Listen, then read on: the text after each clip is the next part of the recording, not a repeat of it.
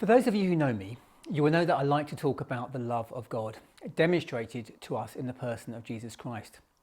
What makes these messages all the more significant is that they are all set against the backdrop of the cross, which, whilst indeed is the foundation of God's love to us, is also the picture of God's wrath, or rather a picture of where his wrath has been directed. Some find it difficult to talk about God's love and his wrath in the same sentence. Surely one is the complete opposite of the other, they think. But understanding God's wrath is paramount to understanding his love and grace. We cannot pretend that God is some kindly old man who sits in heaven just forgiving everyone regardless of what they do. The Bible makes it clear that God is righteous and will not allow sinners in the assembly of the righteous.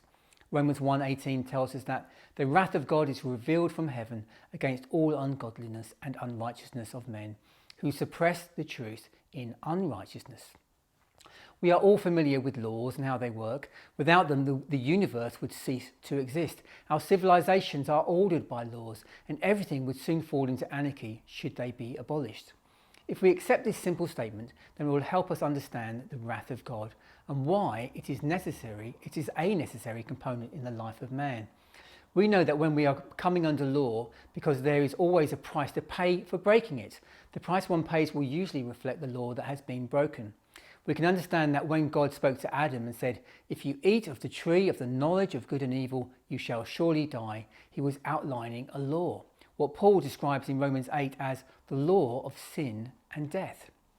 Shall we then blame God for being angry, for upholding his law by bringing punishment against those who break it? You can if you want, but little good it will do you.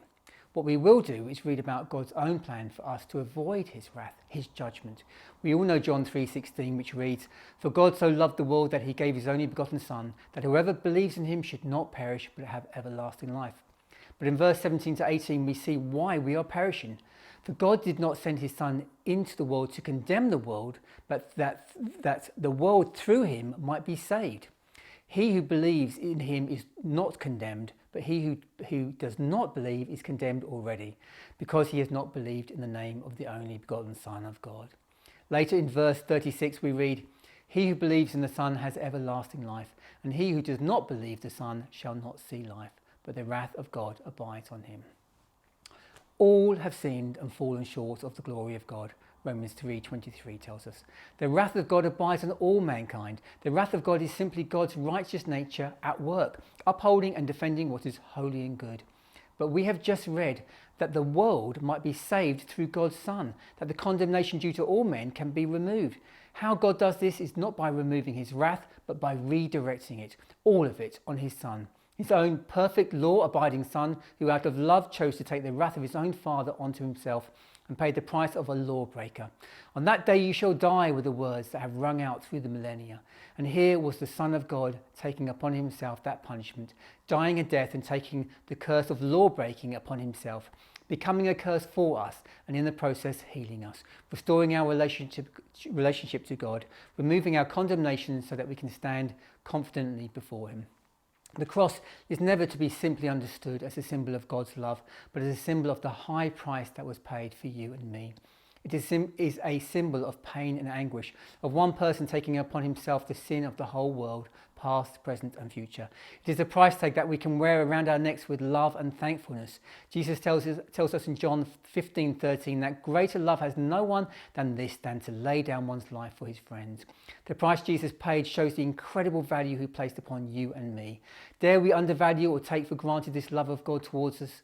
Quite rightly, the book of Hebrews in chapter 10 verse 29 says, "Of how much worse punishment do you suppose will he be thought worthy who has trampled the Son of God underfoot, counted the blood of the covenant by which he was sanctified a common thing, and insulted the Spirit of grace?" Romans 5:20 says that where sin abounded, grace abounded much more. God has shown his great love towards us in abounding grace set against the backdrop of abounding sin. We cannot ever fully understand the love of God towards us unless we understand the wrath that once lay heavy upon us. I will finish with a line from my favourite of all hymns. "'Twas grace that taught my heart to fear, and grace my fear relieved. How precious did that grace appear, the hour I first believed." Bless you and thanks for listening.